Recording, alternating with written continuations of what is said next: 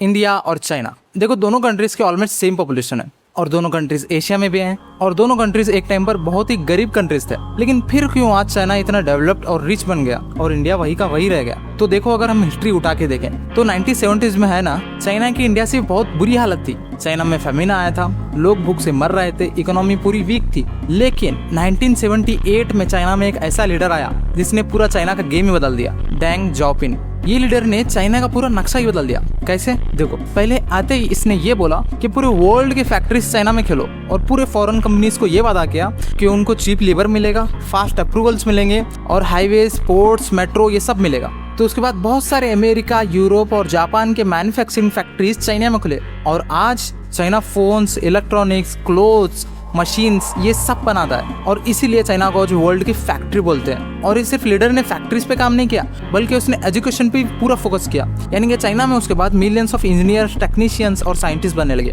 और चाइना में बहुत सारे कॉम्पिटिटिव एग्जाम भी बनाए, जैसे कि गाकाओ, जिसके लिए स्टूडेंट्स सालों तक मेहनत करते हैं। और इसमें जो मेन रीजन है वो है स्पीड, क्योंकि देखो चाइना में सेंट्रलाइज गवर्नमेंट है, यानी कि ऑलमोस्ट हर एक डिसीजन उनका प्राइम मिनिस्टर लेता है। इंडिया में ऐसा नहीं होता। कोई प्रोजेक्ट आप अप्रूव करो तो अपोजिशंस, लैंड डिस्प्यूट, प्रोटेस्ट ये सब होता है। तो ये होना या ना होना उसका एक फायदा भी है, एक नुकसान भी है। जैसे कि चाइना में लोगों को उतनी ज्यादा फ्रीडम ऑफ स्पीच नहीं है जैसा इंडिया में है, जिसकी वजह से हमारा इंडिया थोड़ा स्पीड में स्लो रह गया और इतना पीछे रह गया।